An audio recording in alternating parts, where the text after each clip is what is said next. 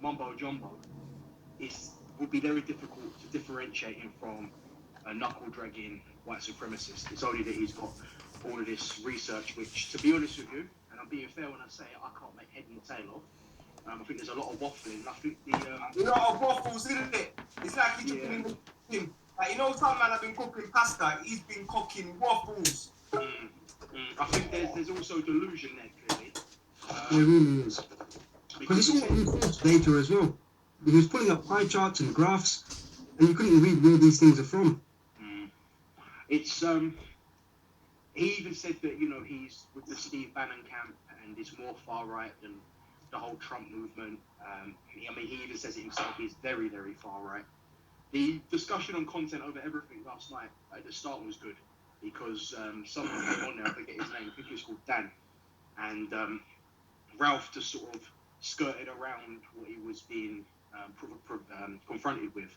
Mm-hmm. So I think at the end of the day, I think Ralph is just trying to put a positive image on white supremacy. It's madness, really.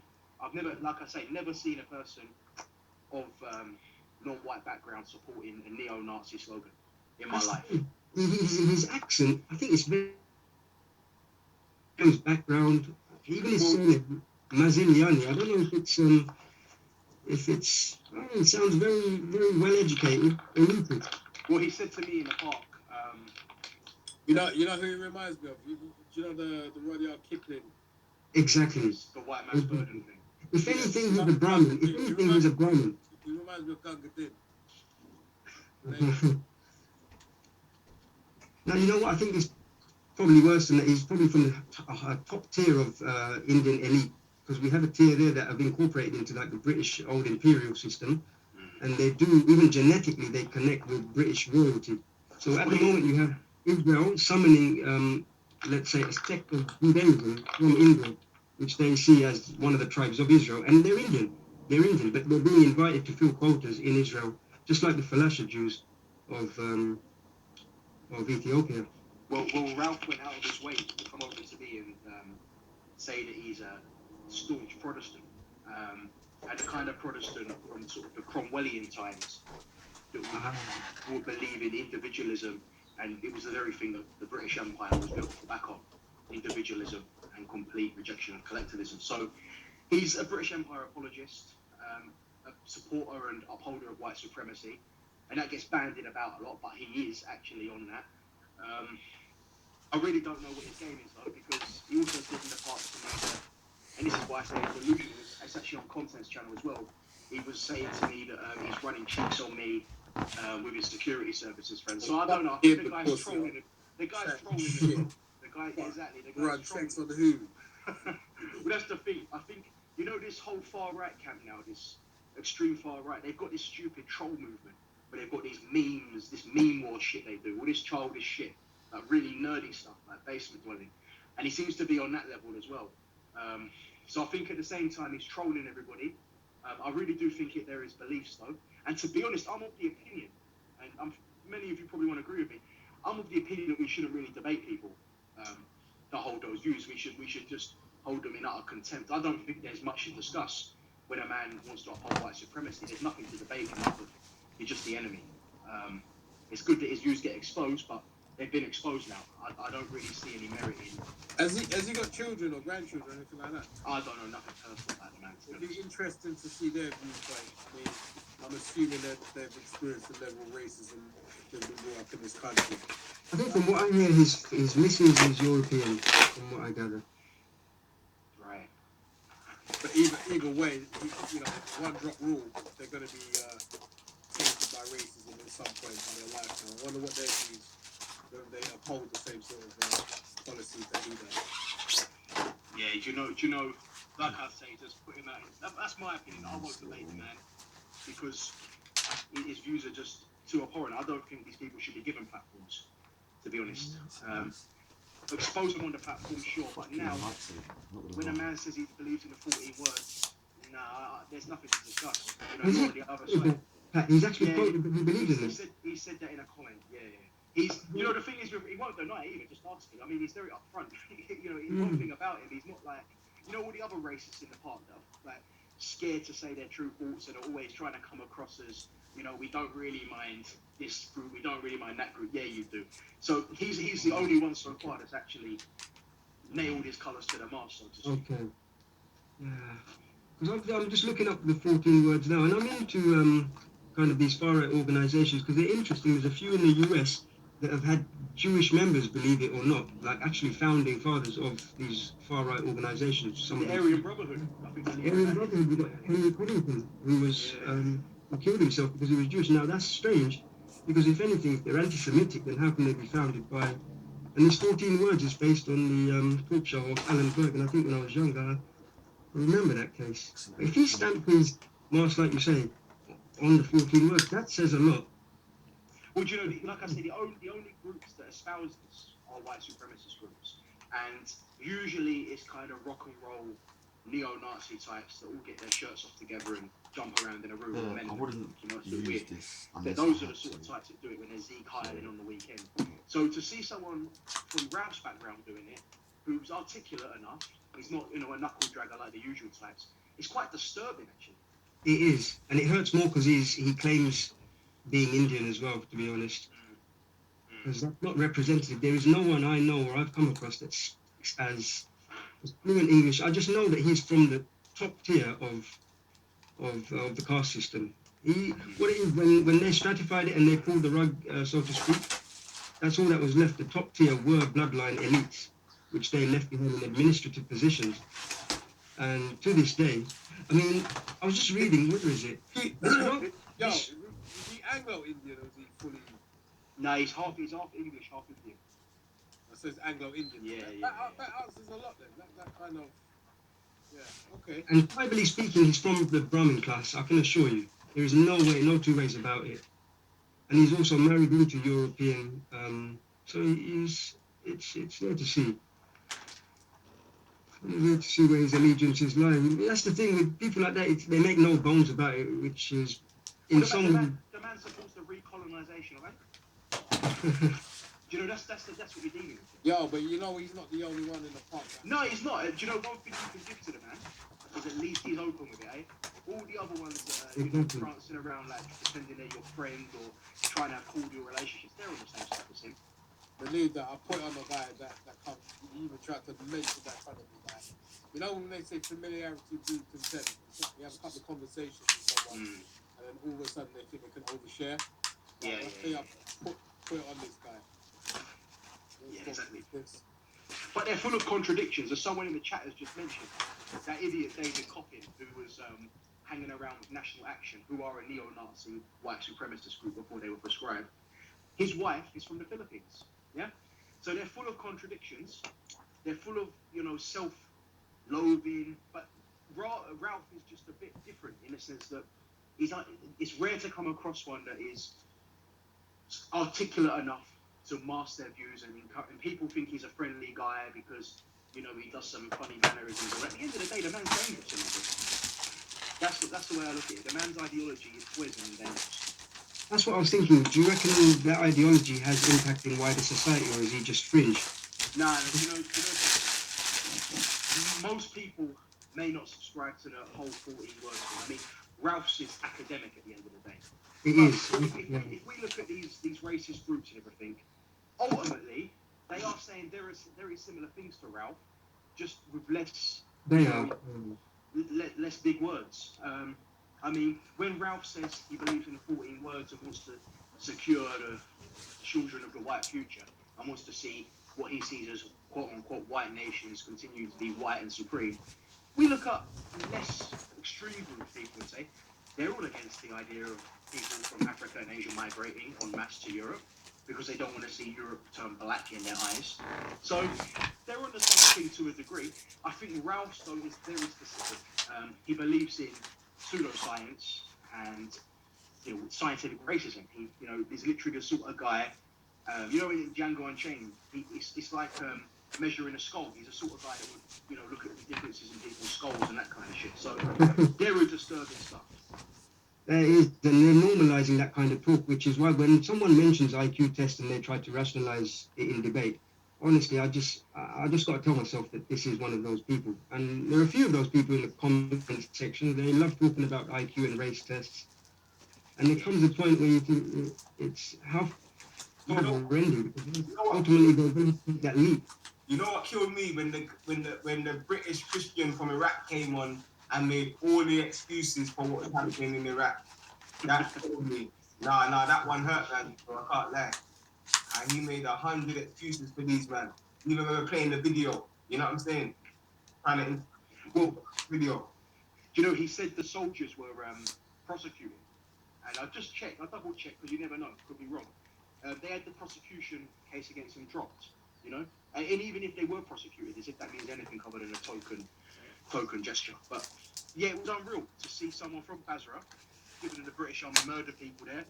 What they did on that video to those children, that was in Basra, and he was making out like the Iraqi people were literally kissing the feet of the British soldiers when they came in. They, you know, they couldn't wait for them to come in, and it's just madness. But this is what I've noticed about this park. There's so many colonial apologists and so many people that want to be British and part of the British system. It blows my mind because I try and not deal with these people in my real life, and I don't like talking to them. I really don't. It gets very tiresome, and I think they're lost causes. I don't think they're ever going to return home. I think they're gone, and I don't think an effort should be made to salvage them. Maybe just use them to expose their views, but they ain't ever coming back to their homelands. They're firmly British. They're more British than the British in many cases. The calmness with which he speaks as well is kind of frightening. It's like he doesn't feel. And I don't think, yeah, there's no emotion there, is there? It's You know what he said to me? God, it's he monotonous. he used to wear a MAGA hat in the park, right? And when I spoke to him, he was wearing a hat with a Union Jack on it, which is April. And I just made a comment about it, and he said to me, candidly, he said, yeah, this hat, my cousin gave it to me, who was in the British Army in Iraq, shooting at people. And there's blood of Iraq. He actually said there's blood of Iraqis on this hat. You can go and look at the video on Content of everything. That's how candidly he speaks about the murder of non-white people. And that's what doesn't come across on panels, you know. They just see him as an intelligent guy who's quoting science, and I think too many people give him respect. That's the issue. Yeah, just because he's quoting the Queen's English. He should be. At the end of the day, that view has contributed over the centuries to the death of tens of millions of people. Has contributed to hundreds of millions of people living in misery and poverty and having to live the most awful existences because of shit spouted like that. Absolute nonsense. Which is why, no matter how much he tries to mask it under the veneer of respectability, I don't differentiate in any way different to, like I say, a knuckle-dragging neo-Nazi. Of course. I can't say them exactly the same. Yeah, I must agree, although Nazism itself is a different topic, but that's for a different day, eh? True, but you know, the 14 words is only used by neo-Nazis. So what conclusion do we draw from that?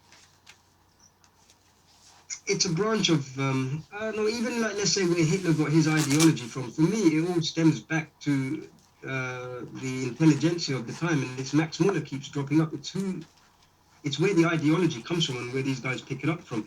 And honestly, all roads for me lead to, I term it as British Zionism, basically. That they have had a hand in a lot of dealings throughout history, especially in terms of separating races, because they seem to be the only people that have never polluted their racial stream, so to speak, whereas everyone else has mixed and kind of interbred with each other. I think there's only a certain group that profits from all of this. And that's why I allude to like the Aryan Brotherhood in the US, that a lot of these organizations have actually been started by Jewish people themselves. So it seems as though they seem to instigate these race wars while profiting from them at the same time, is my illusion. Which is why I say Nazism, in effect, is a very different topic, because Hitler himself had a lot of Jewish influence around him. He had Jewish soldiers. Well, Hitler's ultimate influence was the British Empire. He wrote as much, and he sought to replicate what the British Empire had done in Africa and Asia on Eastern Europe and other parts of Western Europe. And that was a problem, of course, to the British, because it threatened their strategic interest. In actual fact, you would struggle to separate the ideology of the British Empire for one time from the Nazis.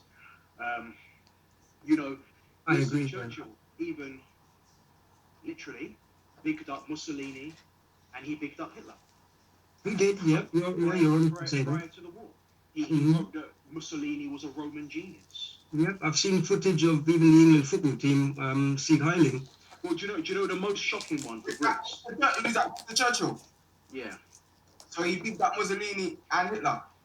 100%. He referred to Mussolini as a Roman genius. And Okay. I remember it was fucking Mussolini that tried to go to Ethiopia. You get me? do you know what we've got to remember about Mussolini? Mussolini in 1919 was financed by the British intelligence, and this is reported in the British National Archives now and the British media. They were paying him the equivalent of £4,000 or £5,000 a week at the end of World War I to work for them. So Mussolini was fostered and promoted and bankrolled by the British. Franco in Spain was put in power by the British. They literally flew him from the Canary Islands to Spain. They bankrolled him and gave him the means to gain power. The British have been behind most of the fascist uprisings. There's a book called Conjuring Hitler, and it talks of the early days of the National Socialist Party in Germany and how it was receiving funding from the American and English aristocracy in the early days. So you will find the British hand in a lot of fascist movements around that time. And this is from their, this is from their news sources we're taking this from. It's not coming from our research. It's coming from their national archives, and it's coming from their media reports. That's the beauty, it's still coming from them. We're not biased here. We're using their sources against them. So British people, Britain and British people need to come to the idea that they actually were responsible for fascism taking a grip in Europe in the 1920s and 30s. And they need to also come to grips with the fact that Britain did not wage war against fascism in World War II. They went out to try and cling on to their empire. That's the bottom line. Winston Churchill was a fascist himself. Would you say he was the aggressor more than Hitler was? Possibly. I mean, it's a fact that Britain started bombing German cities first and did more bombs on German cities than were done in the Blitz. For me, they're both scum. For me, Winston Churchill and Hitler are one and the same. They're both scum. They're both imperialists. They're both. Would you say in retrospect they served the same cause in terms of centralizing power for a particular clique and the formation of Israel? No. No? No. Like, if anything, Hitler concentrated the Jews into one area from mainland Europe, well, not mainland Europe, Eastern Europe, if anything, collated them, and then 50 years on, they probably own every sector in society. And I'm just thinking how that happens if they were so...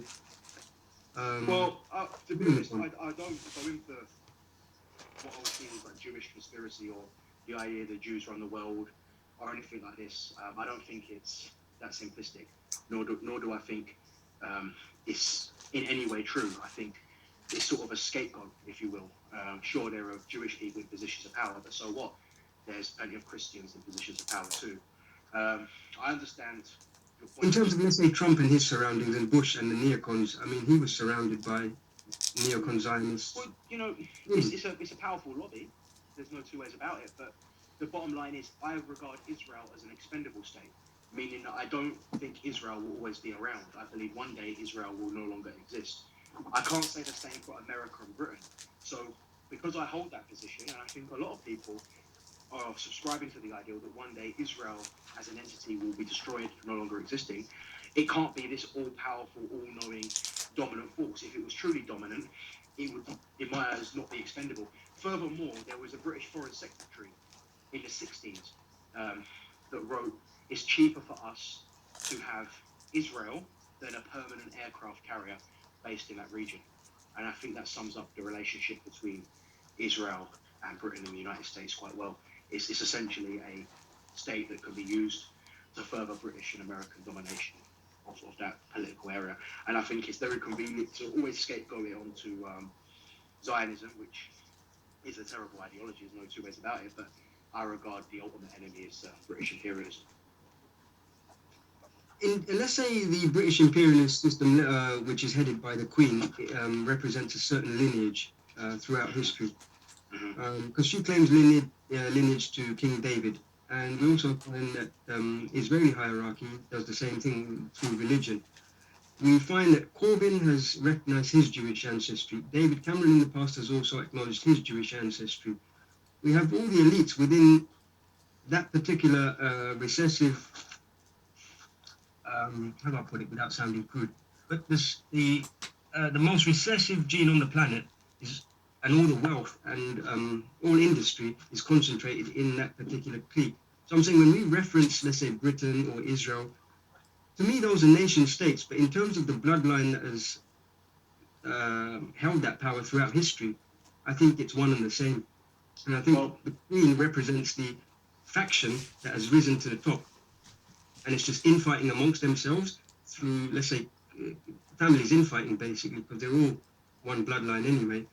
And they fight over the spoils of war, which is us. I think it's a lot more complex, to be honest. I think at times Britain's interests will align with Israel's interests. At times they don't. I mean, if you read Foreign Office archives from the end of the Second World War right up to the 70s, they were actually very critical with Israel because their relationship with Israel was proving to be detrimental to their relationship with Arab states. And interestingly, many people in the Foreign Office sought to favour the Arabs over Israel because they believed it would be better for the British economy. So I think Britain works in its own interests, and at times it allies with other states. And as we've seen in recent years, Britain allied with France to destroy Libya, and with Brexit now coming, it's quite likely that Britain and France will be at each other's neck when it comes to the looting and dominating of Africa because they'll no longer be a unified force. And the same goes for Israel, I think.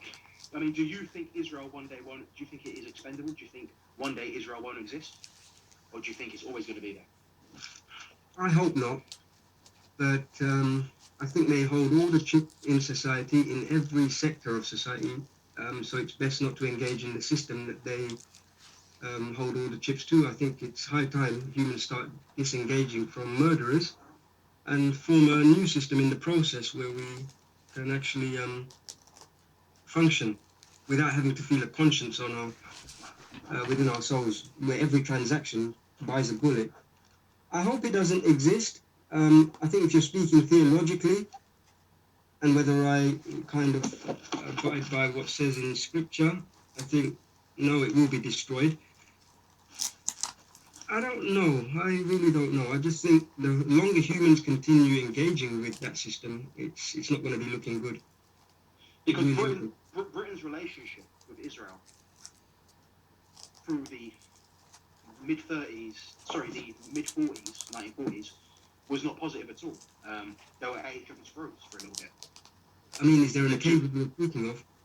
Well, before the creation of Israel, I'm saying Jewish gangs like the Irgun were shooting British soldiers and blew up the King David Hotel, for instance. So they've not always had this idea of a fruitful relationship. I think, what we have to... Fruitful relationship.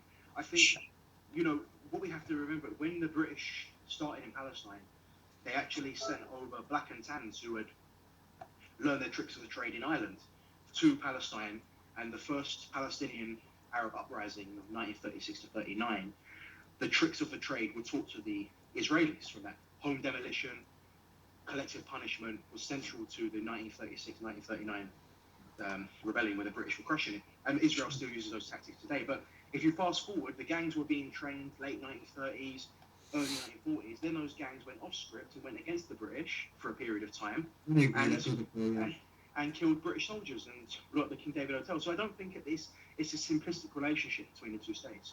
I think... Sorry, go ahead, Pat. No, I'm saying, and as I mentioned earlier, the idea that British Foreign Office documents through the 50s and 60s were critical of the relationship with Israel, not out of morality, obviously, but because it threatened British business interests, shows that Israel is not the ultimate supreme power. It's a powerful institution, no doubt, but I believe most of the power rests firmly with Britain, France, and America. Then we can get into secret societies, but I know you. Yeah, I know it. That also ties in with let's say Judaism. They have given a long arm to secret societies which are intimately connected through the Kabbalah, but like I say, that's a different issue. I honestly just do think they run for good, fully. And by proxy, nation states as well. I mean, nation states have been owned a long time ago. I think just the formation of a nation state is when the illusion is that when a nation state gains independence, it's actually free, whereas it's just more centralization of power. Like my country in India, the military, the police, and this is such a surprising thing, that they're actually Israeli trained. Even in the US, they receive regular training. So the assault on, like, let's say, black people in the US, which is very regular, that training, I can't remember which state, but I've got it on my phone as well. They're receiving Israeli training under the guise of anti-terrorism, and the British as well. They receive regular training. You know, the British train many states. The British are literally still controlling to this day the internal security of Qatar. The British train the Saudi Arabian National Guard that protects the House of Saud from a coup d'etat. So the Americans train endless forces. So again, I think it's just at times they have good relationships with each other. What would you say the most, like in terms of providing security systems to the world itself? There is only one nation state that deals in that, and that is Israel. In terms of providing military hardware, there's only one nation state. In terms of defense systems, it's one nation state. I used to work for a taxi company. I won't mention the name. And it's not a taxi car, it was in a call center. And so, you know, the black cab trade in London. Yeah. It's quite historic, but everyone knows that it's always been a Jewish-owned trade in London. Even I think in like Bethnal Green, the garages there and that, it's they have a Jewish element to it. But you can ask around. What I say is that it was a company that was a startup company that developed in Israel, and what they did, two brothers, they installed military hardware onto the roads of London to basically overtake the whole industry. The whole industry. The company is GEWT. Some people would just say that's enterprising, wouldn't they? But it's like when you see in, what's that film, Dogs of War as well. I mean, it seems to be always Jewish people that come up with these ideas, churn out these ideas. I mean, it's through who they know more than what they know as well. It's all interlinked through familiar, like through family. I think, of course, when it comes to military hardware, Israel is one of the leading forces in the world. But at the same time, I could say the Americans are responsible for many inventions of oppression, as are the British and French. I don't think it's solely rests on the shoulders of Israelis or Jews. Right, nuclear bomb, Oppenheimer. Mm-hmm. If I'm correct, he was Jewish, no? I don't know. I'll take your word for it, yeah. I mean, I can check that. I don't think... So, I mean, it seems to be a common trait with destruction. I could come back and say, who wrote the book on counterinsurgencies, which the Israelis use today? He wasn't a Jewish guy, it was a Protestant English guy. On counterinsurgency? Mm-hmm. That wrote the book on it, Frank Kitzel. And that's still used today in battle environments. He was a good Newcastle striker as well, Paul Kitzel. Right. But what, I mean, are you saying that other people can kind of conjure up manifestos of defense as well? Aside from... I'm saying I don't believe Israel is a sole supreme power in the world. I know from my research and my project, I believe Britain works in the interests of Britain. And I believe at the moment, and probably for the last 50, 60 years, Israel has been a strategic interest of Britain. Going on what the British Foreign Secretary in the 60s said, of it being cheaper than having a permanent aircraft carrier there. I think Britain at times has been hostile to Israel, purely from an economic point of view. Again, not out of morality, I must stress that. Britain literally laid the foundations for the Israeli state. Britain oversaw the ethnic cleansing of 400,000 of the 800,000 Palestinians in the Nakba. And they did that because it was out of strategic interest. I don't think it's because there's like a Jewish global conspiracy. I actually think that's a scapegoat. And I think it's, interestingly, in recent years, is something that I find many people from many different ideologies pushing. But, that position does have its roots in the far-right neo-Nazis. And I know what you would say to that I would say that Jewish people have had a major hand in even creating the far-right. Because what I'm going to do now is actually pull up who created the far-right and the founding father itself. I don't know his name off by heart, but he is actually a Jewish guy himself. The actual person who pioneered the alt-right as we know it. So what's this Spencer guy? Even above him, he's a grandfather. I'll look it up. But this is what I'm saying. Everywhere I look, that element pops up, that they have a hand in everything in terms of dividing people, yet they are not divided themselves. What they've done throughout history is maintain their traditions, they've maintained their religion, and they've maintained their identity.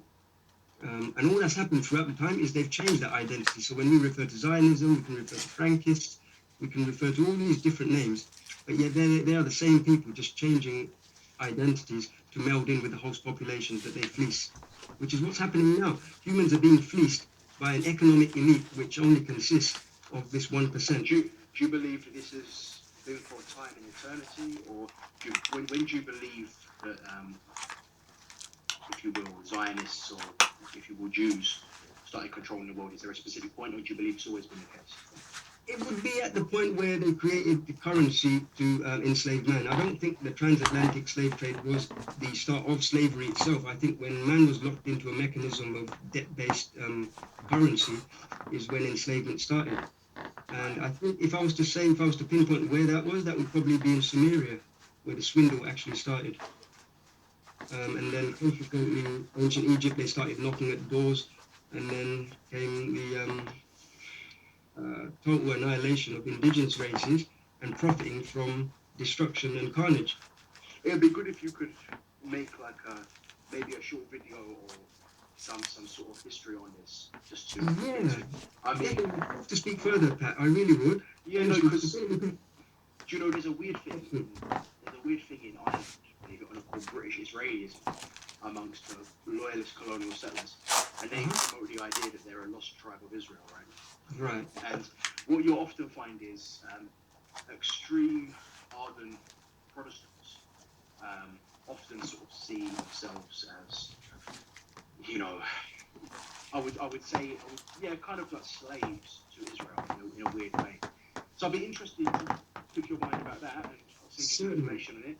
But to me, they just mainly come across a bunch of wackos. I don't think they're like in control, but I'm open to hearing your views and looking at other evidence and stuff. I mean, I can pull up the National Archive stuff on the British criticism of Israel, and we can look at actually who was criticising it. Would be interesting. I don't know the names off the top of my head. We can look at the creation of the Zionist state. We can look at why Britain fought against the Irgun in the mid-40s. Okay. And who was behind that? In the mid-40s, Churchill was in charge, obviously.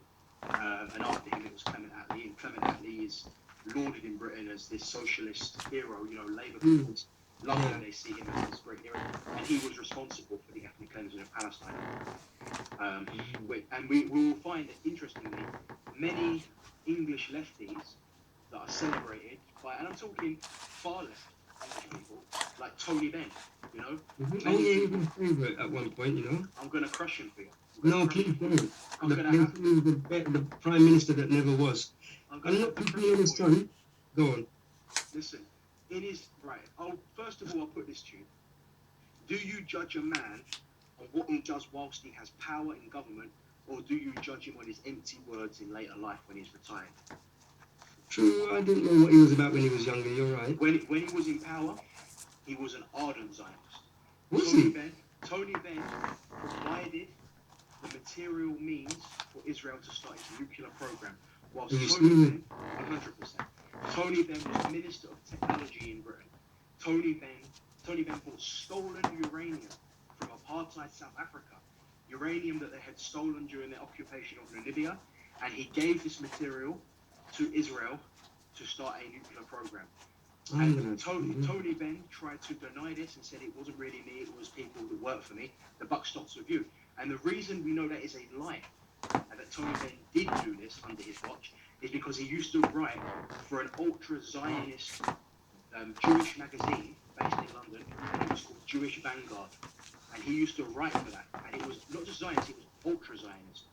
And you'll find many lefties, English lefties from that time, saw Israel as this sort of weird beacon of socialism.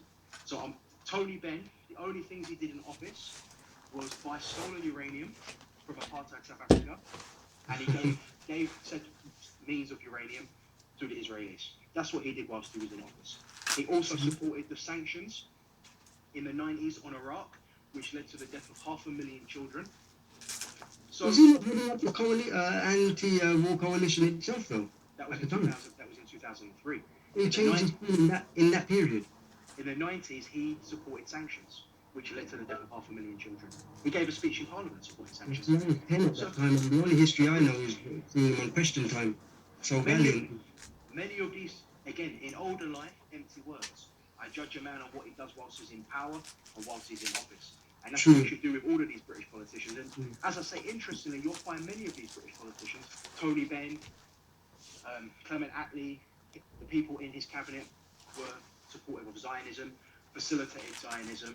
And it's interesting now that the sort of Labour lefties are so pro-Palestinian, and I would question if they really are pro-Palestinian. To be honest with you, I do question their sincerity.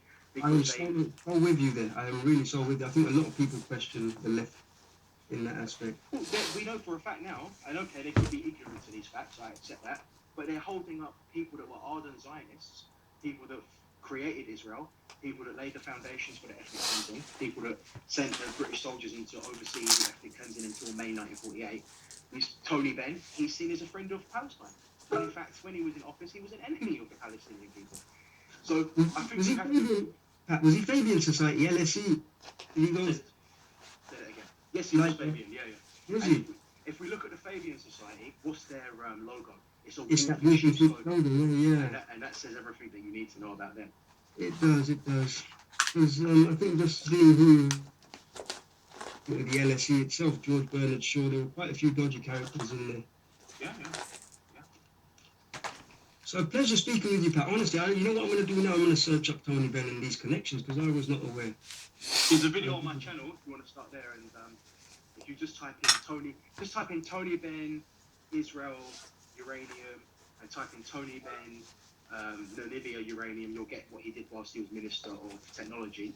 Also, he was against my country when he was in power. Do you know, people say they don't like his son, like you said, you know, people don't like his son, but what you have to understand is the left repackaged Tony Benn and presented him as this sort of hero in his later life. You know, and it's easy to be duped. I mean, I, for one, at one stage, thought he was all right. I thought, you know, he's the anomaly, he's the odd one out. And then you do a bit of digging and you see, There's always that dirt, isn't there, somewhere? there's always that dirt. There always is. I lost love with politics a long time ago, to be honest. I don't... It was him and Galloway, Tony Benn and Galloway. And Galloway, when he did the cat thing and he kind of didn't question 9/11 enough, I fell off that as well. And then you kind of look throughout history and there hasn't been a politician that has actually stood up for British people. I think Tony Benn, in my era anyway, was the one that stood out. Has there actually been a politician that has served people throughout British history? No.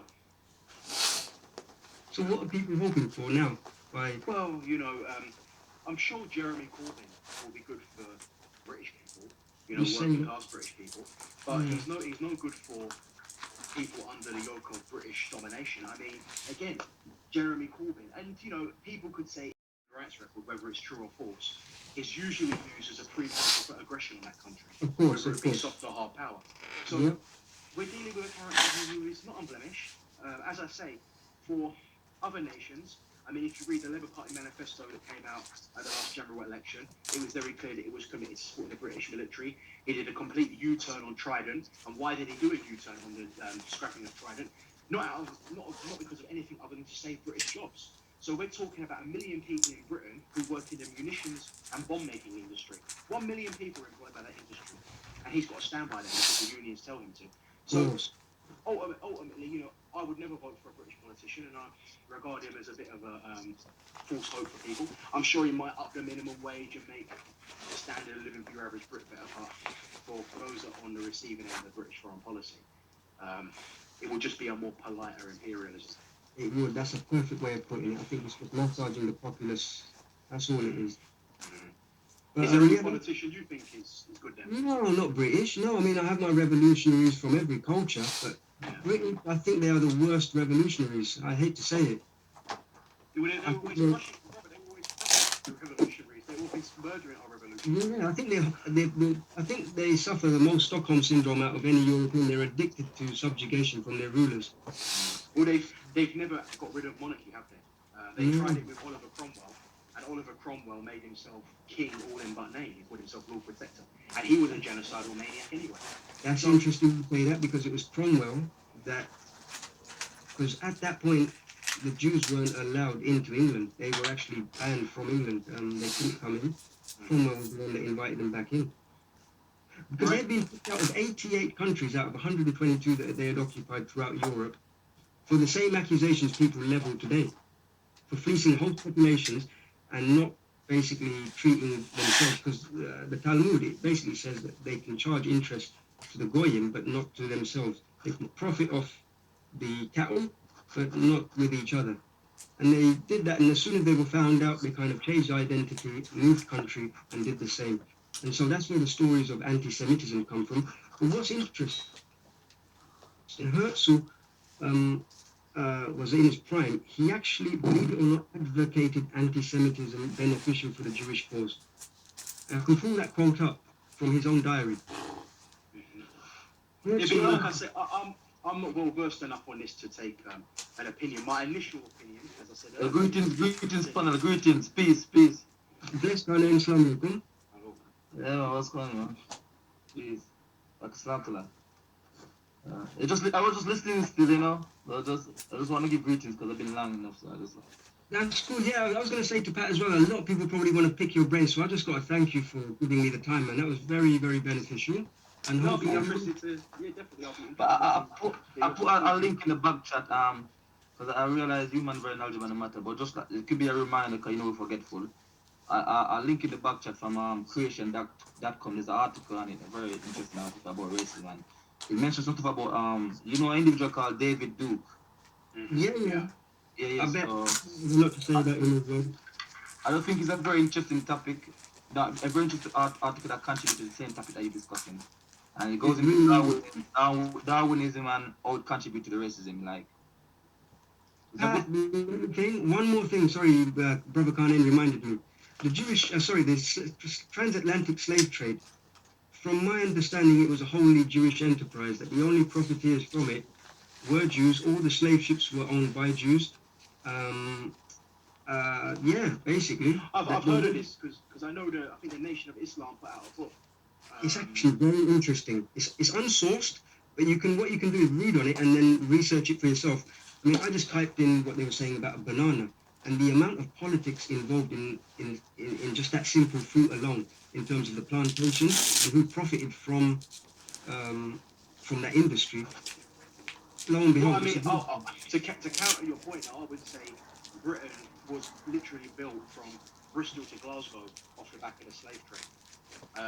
And I would argue that whilst they may have only got crumbs, essentially say, your average Brit did benefit off the slave trade, and still does to this day. So yeah, I'd say so.